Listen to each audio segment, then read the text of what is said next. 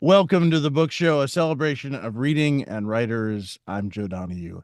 Booker Prize finalist Mark Haddon is the author of such books as The Porpoise, The Pier Falls, The Red House, and the internationally best-selling novel The Curious Incident of the Dog in the Nighttime. He now returns with Dogs and Monsters Stories, eight mesmerizing tales exploring what ultimately makes us human. Whether describing Laika, the Soviet space dog, on her fateful orbit, or St. Anthony wrestling with loneliness in the desert, his powers of observation are at their height when illuminating the thin line between human and animal. And it is a delight to welcome Mark Haddon to our book show. Thank you so much for being with us. What a great pleasure to have you aboard. It's good to be here. I've been a big fan of your work for a long time, so it's a real thrill to have you on the program. I've wanted to have you on the program for a while. Give us a sense of, we'll get into the story, I assume, but give us a sense of how this particular collection came about, because it was somewhat circuitous. The short answer is slowly and piecemeal. I was unfortunate. Well, I say unfortunate. I had a triple heart bypass almost on the day that my last novel was published, which is inconvenient to say the least.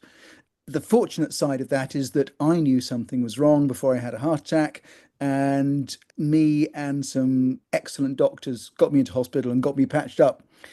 And that meant that whilst my body recovered very quickly, the brain, as everyone knows who's been through major surgery, was just beset by fog for a long time afterwards.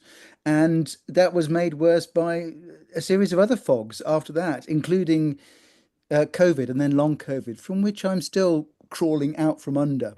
So some of the stories were written before, a couple were written in the gaps in that fog, and the rest were sort of edited and pulled together when my brain was able. Give us a sense of the what it was like to be in that fog, of how that felt. It's very difficult. I always say, and I'm perhaps being rather rude to dentists and car mechanics here, but I feel if I had a 9 to 5 job, which involved just physically doing things, I could have done it. But being a writer involves thinking. It involves reading and thinking clearly and juggling ideas. And that became very, very difficult. It was best described by a friend of a friend who'd had chemo, which induces a very similar fog, as people would know if they'd been through it.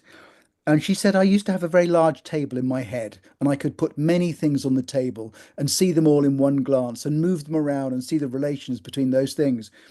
After chemo, I had a very small table. I could put two or three things on the table, I add something new to it, and one of the original things would fall off. And that's what it was like. It was like having a very small table in my head.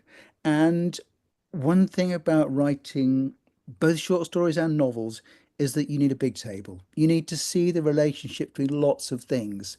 You need to see the story as a whole. And, that was almost impossible. One of the things that about this time, which first of all is 5 years, so this is a long time. This is a very very long period in your life. But not only is it hard to write, but you're having trouble. You're unable to read a book at points during this. It, it's coming back now, and I'm reading regularly again, and it's a delight to be back. But yes, this I spent a lot of time doing the New York Times spelling bee and staring at the wall. And I miss that. I miss that reading. I mean, you can't write if you're not reading. It's rather like going to a dinner party and expecting everyone else to listen to you without listening to them. Writing is for me a product of reading. You've got to put the stuff in to get the stuff out. So without reading, it's not going to happen. And yeah, not being able to read, oh, I felt I'd been expelled from my secret kingdom. You were talking about your medical care and the great medical care you had. Were you aware of what could possibly happen, of the fog, what's often called pump head, that you were going to be changed in a way? For me, when that came along, um, you know, when you see the Grim Reaper standing in your doorway, getting through to the other side is the important thing. The sense of being changed is a sort of secondary issue. And I knew from early on that I'd come out the other side, and that was the most important thing. And I was right. I still feel like me. So there were things that you were writing. You would basically assign yourself exercises to try to write and write tiny things. Mm. And what was that like in the frustration? Because even if it was tiny, if you could succeed, it seems like it would be pretty monumental and special. No, I thought of doing that for a while, rather like physio when you suffer a physical injury. I thought maybe I could gently exercise my brain back to writing level, but I couldn't because there's something very undermining and unsettling about writing a small bad thing. I'd rather write nothing than write something small and bad. For some reason, you need a big view. You need quite a panoramic view to even make a paragraph work. A paragraph is like one of those complex mobiles hanging from the ceiling. You poke one end of it and the whole thing starts to shake. But you have to get it all right. Well, one of the things I also found fascinating is that basically you were told that in the best case scenario, often what happens is you need a year. And then once that year is up, you can start getting back to some normality. And for you, it was just about a year.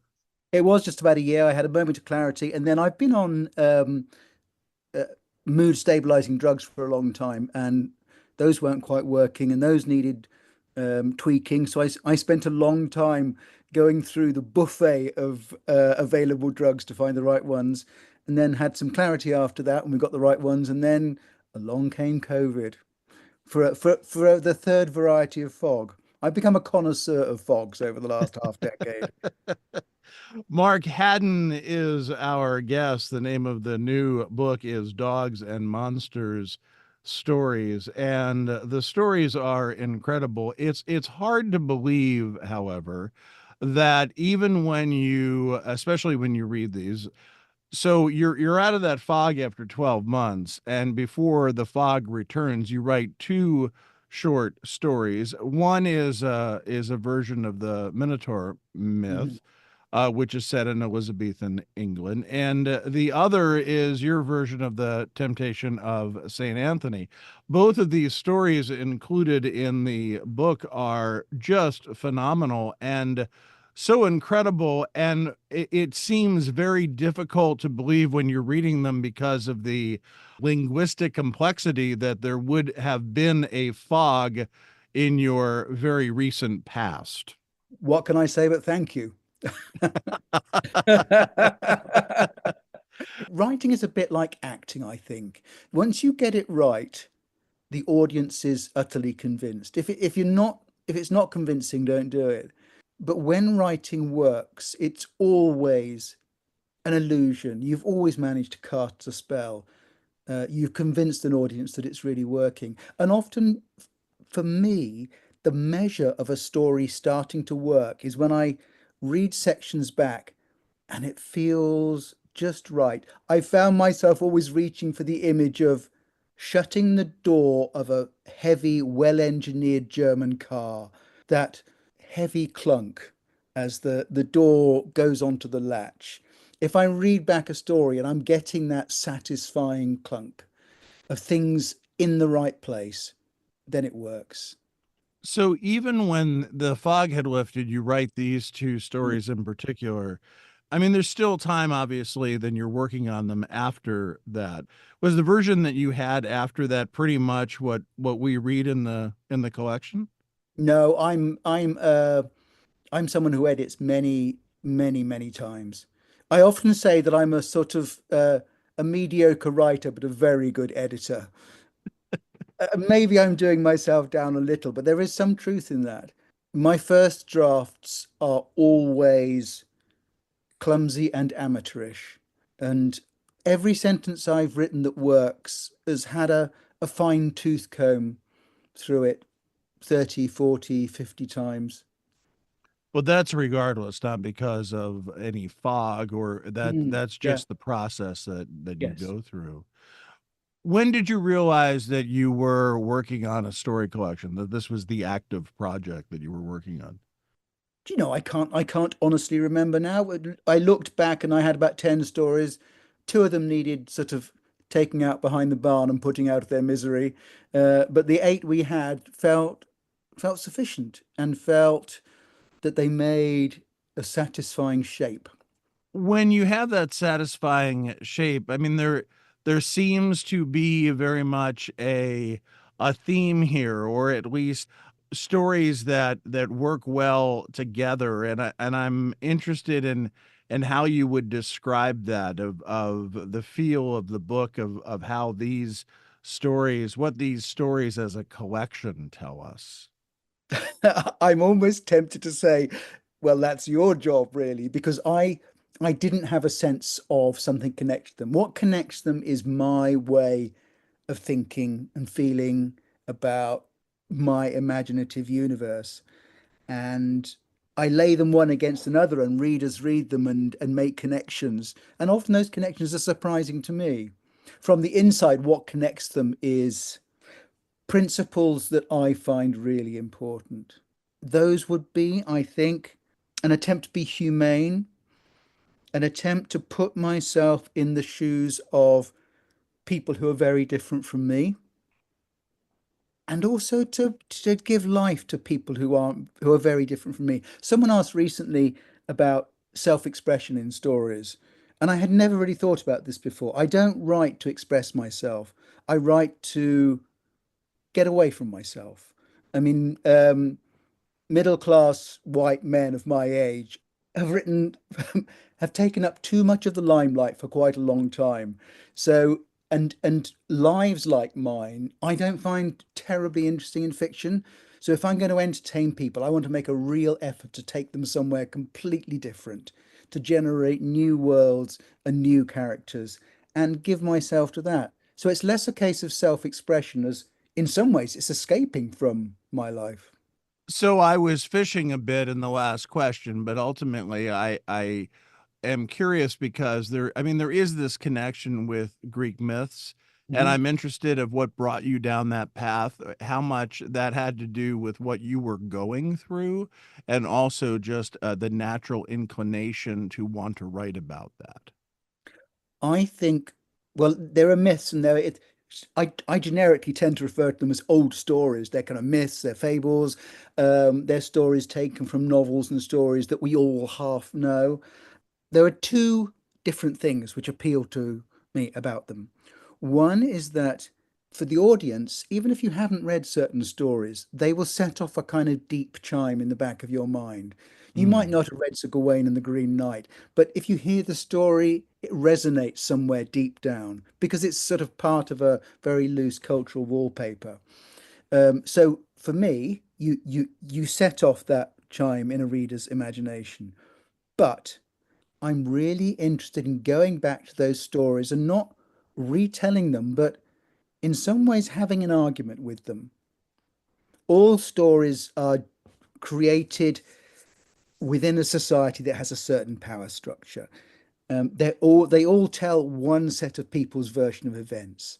And I really like going back to those stories and saying, what about the people in the background? What about their Mm. humanity? What about their point of view? Where are the holes in the story? Where are the voices we haven't heard?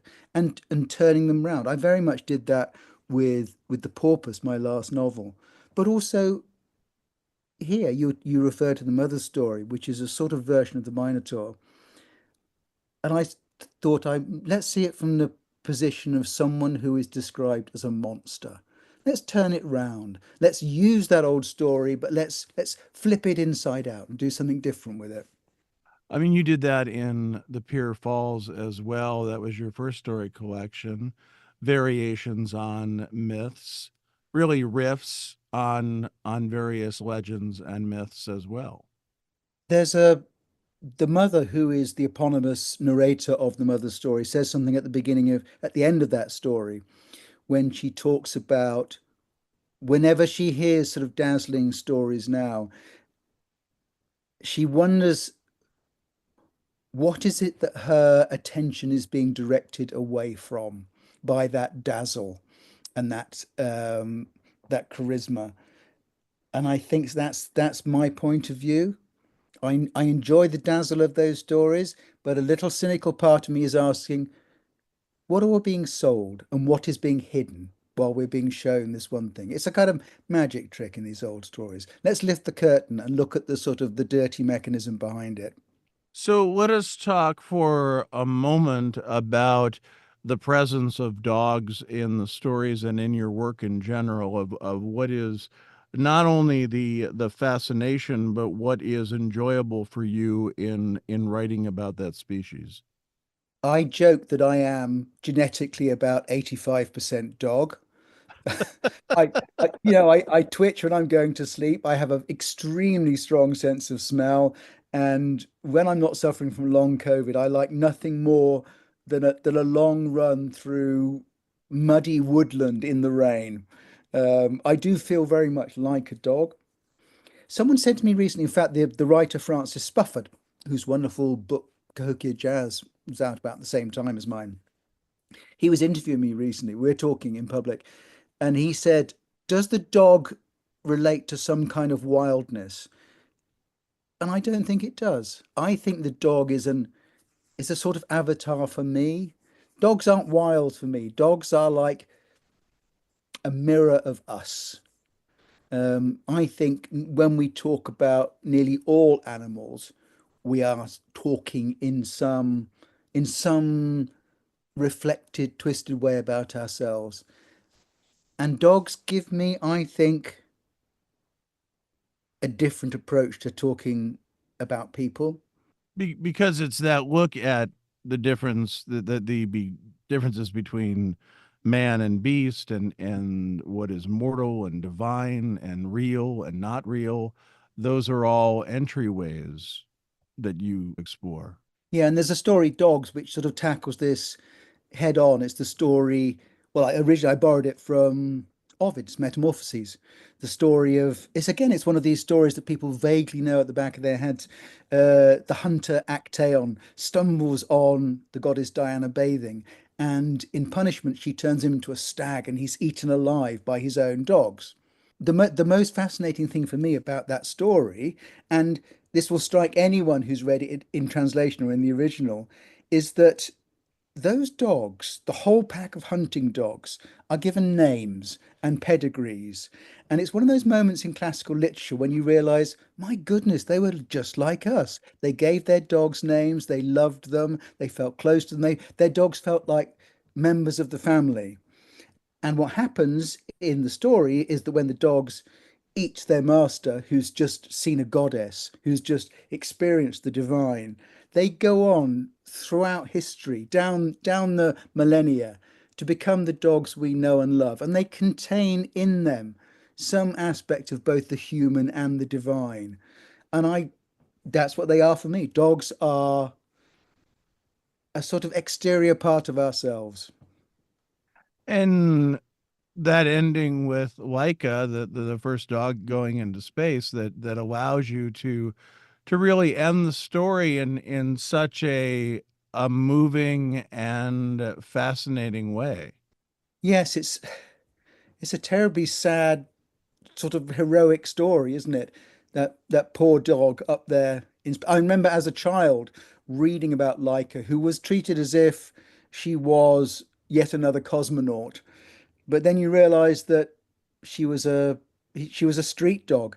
Uh, the Russian space agency got street dogs, so they thought they were hardy and tough, and they trained them in some fairly grim ways to get used to being fired into space.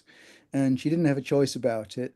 So she's on the one hand sort of quite heroic, but it's also humans torturing an animal for research.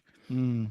It goes both to the most glorious and the most unpleasant aspects of human beings' desire to reach out into the unknown.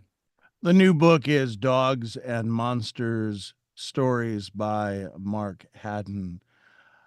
I have to say, my favorite story in the collection is My Old School, and about a 70s boarding school, and where someone faces really the consequences of their actions. And that seems like it's so universal in how, at least it reached me, of how easy it is to feel this and to realize what's going on here, and how and to the point of thinking about our actions, which I just thought was quite extraordinary. I resisted writing this story for quite a long time. English, particularly English literature is full of stories of boarding schools and upmarket men and their teenage years.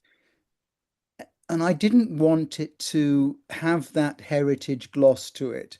And I thought too many of those stories have been told. But on the other hand, I was getting older, and I think I had interesting things to say about those institutions. And those institutions produced a lot of the men in particular who are now running the country in one way or another. So it felt like an important story to tell. So it's fiction, but there's a lot of my own teenage years in there when I was sent away to a boarding school. And I Hmm. was sent away by a father who, both my parents started from very working class families. He made quite a bit of money by being a very good draftsman and becoming an architect. And in truth, I think he sent me away to that school because he really wanted to turn the clock back and go to that school himself. He couldn't, so he sent me in his place, about which I was not too pleased. But I think that made me a very acute observer of what was going on at that place. I went in as an outsider. I find that fascinating, but do you think he ever regretted that decision, seeing how you managed through your time in that school? I have very little idea what was going on inside his head. Or I'm only able to guess. I do know that he would have loved it. I mean, he was a very good sportsman. He boxed, he sprinted, he swam, he played water polo. He was a very good rugby player who played for, didn't quite get a cap for England, but he played for the Harlequins and Leicester and Northampton, some sort of top-ranking English rugby clubs. And he enjoyed his national service. And I think he would have been in his element because the school was rather like national military service, with sort of lots of violent physical sport, um, cold showers, and if you join the cadet force, you could even get to fire a gun as well.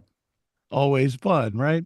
Yes. Um, when you look at your work, and I guess how people relate to it, it seems as though for many of us, you came onto our radar with a curious incident of the dog in the nighttime. What did that book mean to you, and how you look back on it and the whole ride that it provided you? It almost doesn't seem as if it belongs to me now. It's rather like a stately home sitting on the hill in the distance. I used to say it's rather like a sort of your books are a little bit like your children, but Curious now feels like a sort of very robust 35 years old that is looking after itself out there, doesn't need much input from me. And just occasionally we check in with each other. It has the most extraordinary life. And I suppose one of the honest answers is that I've had to detach myself from it a little because it does look after itself. And my career could be simply as the author of Curious Incident. And in fact, I've had to stop doing curious related events just so I can have the space in my head to think about other things and create other things. And what's fascinating about that, because there's your work, the novel, and then of course the stage adaptation, which then has its own life, and but is very different, and removed from what you were responsible for. Yes, and in fact, interestingly, that only we can see this, but the stage life of the book is even busier and more widespread than you might think because it's being put on all around the world in All many over. different Yeah. languages. I think and this is I'd never planned any of this, obviously. Curious is very loosely attached to the English language because of the nature of Christopher's voice, because he's not a lover of language, because he doesn't indulge himself in playing the instrument of the language, as it were. You can lift what he says out of the English language and you can drop it into another language, I think, without losing much, if anything. You lose a few of the sort of slightly comic British references to place names, and games and surnames, but essentially the thing is still there.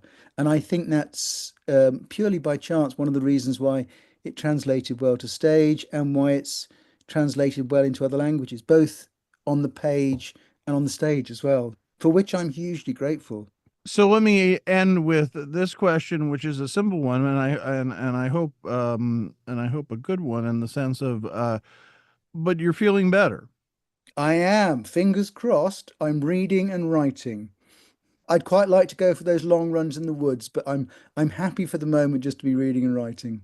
And which is brought on by the question of, do you feel you have what you want to have in your utility belt to be able to write a novel? I'm keeping a little quiet about it for the moment, but I have written another book, not a novel, a small other book. So if I can do that, then I think I can do a novel. Excellent. The Stay name of the new book is Dogs and Monsters Stories. It is published by Doubleday. Mark Haddon, what a delight to have you on the program. I wish you well. I hope your health continues to improve and strengthen, and I so appreciate you being with us. It's really good to be here. Thank you. Mark Haddon's new novel is Dogs and Monsters Stories. It is published by Doubleday. Thanks to our producer, Sarah LeDuc. Write to us at book@wamc.org. The latest on National Productions programs is available via the Airwaves newsletter at wamc.org and on social media at WAMC Radio. Bookmark us for next week, and thanks for listening for The Book Show. I'm Joe Donahue.